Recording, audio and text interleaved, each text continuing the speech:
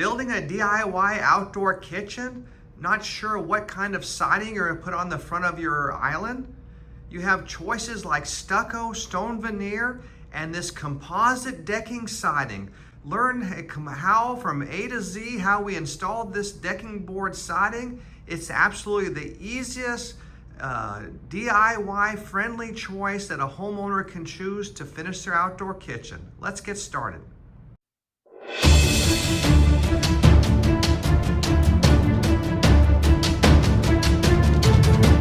Now we're installing our composite decking siding like you've seen on a lot of outdoor kitchen islands on the internet. So we always start with our vertical piece on the corners.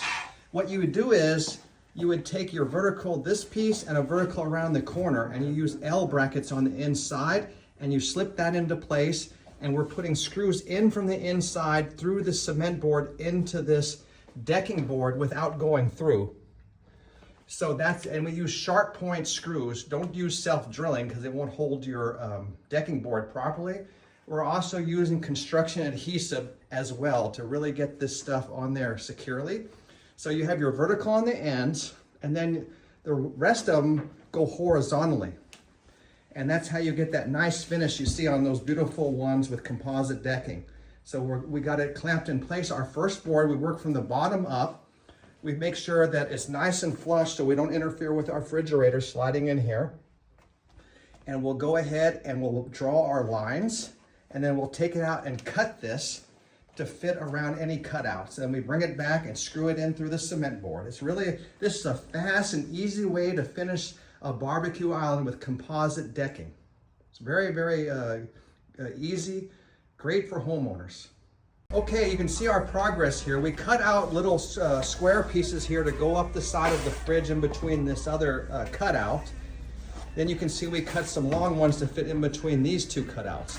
Now, a really good point here that you should know is that because all of your actual doors and drawers have a flange, like an 1.5 inch flange on the outside, it's gonna hide this defect here. So you want this slightly recessed. We do it on purpose, so that way we'll make sure that our appliance is gonna slide in. It's not gonna be blocked by this decking board or cement board. And then when it slides in, you'll have a nice trim right over this, and you won't see anything in here. So that's great. And for a fridge, they have a fridge trim if you want to pay extra money that can go around and also do something like that if you want to pay for that. But usually we just leave it like that because the fridge hides this ugly looking cement board there. So you really don't need the trim, only if you really want it. And this is the way we do it so that the actual doors and drawers will just slide right in and hide that edges there.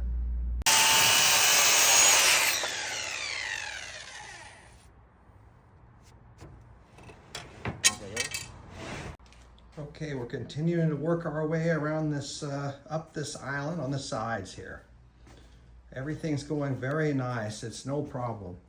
It's very important that you have your screws recessed into the concrete board so that it won't interfere with your composite decking on the siding and make it not even or something like that. So that's why it's important to have 1/2 inch cement board. That's the minimum thickness to recess your 1 1/4 inch cement board screws into 1 inch steel framing. So don't forget. And anyway, you wouldn't want anything thinner than 1/2 inch.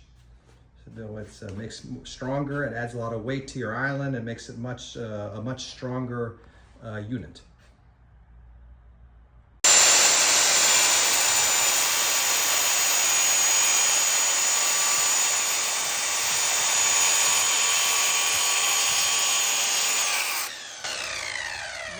When you're making a right angle here, you have to cut a little bit further to make the cut. Don't worry about that because the flashing from the doors and drawers is going to hide this mark. So that's no problem at all. Don't worry about that.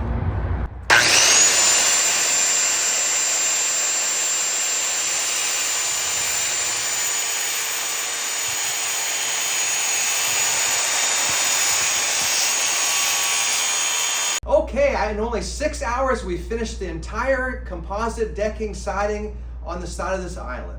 Now, I've done stucco, I've done stone veneer, and I've done slate tiles on the front of my barbecue islands. I gotta say, out of all the finishing materials I've ever used during my 20 plus years of construction, This composite decking siding is the easiest I've ever done. In only 6 hours, I did over a 22-foot island here with me and the guys, and it went on very easy, and I'm very happy with the way it looks. And also they have different colors. You got gray, this cappuccino brown. There's a lot of choices in finishing colors. And it's got a 20-year plus warranty, so it's definitely something. It's made of recycled materials. The termites can't eat it. It's pretty good against the sun. So it seems like it's really the best choice for DIYers to finish the front. Now, one of the most important tools I had was this carpenter square, because what I did was every time we came in and clamped one of those decking boards to the frame, I would slide this up here like this and make sure this decking board didn't stick out into my area here where the grill is going to slide in, or the door and drawer. So you should do that on every single cutout before you screw them in and glue them in. So that way, when we bring our components in here, it's not going to be a problem sliding them in. The other tool that we had was a circular saw with the special Trex board blade. I paid $30 for that at Home Depot, and it was well worth it because it just cut through this stuff like butter. So between that and this carpenter square and a couple of clamps, you're in business with this decking board. And they come in 8-foot lengths, 12-foot lengths, or even 20-foot lengths. If you have a big island, you can get those, but you need a big truck to haul them over. So you have a lot of choices to do it. And these were about 5 1/4 inches wide. So we used about, about 6 or 7 to get up to the top of this thing. And also, we got to make sure on the top that the decking board doesn't stick over your cement board. So when you come over, hang your granite slab or your concrete, it's not going to interfere with that. And speaking about the countertop, now if you are going to do a concrete slab counter pour in place, you always do that countertop first before doing your siding, because the mess will spill over the water and the concrete. So you would do that countertop first. That's very important. Granite slab, we can just come in and we'll just drop it down on here and overhang it, so it's fine that we have the siding first. So there's a few different ways in the proper order to do your finishing materials, and there's more information about that on the BBQ Coach website. So thank you very much for watching our video. I hope you give us a thumbs up and subscribe to our channel so that we can make many more great DIY videos to help you build the outdoor kitchen of your dreams. Thank you.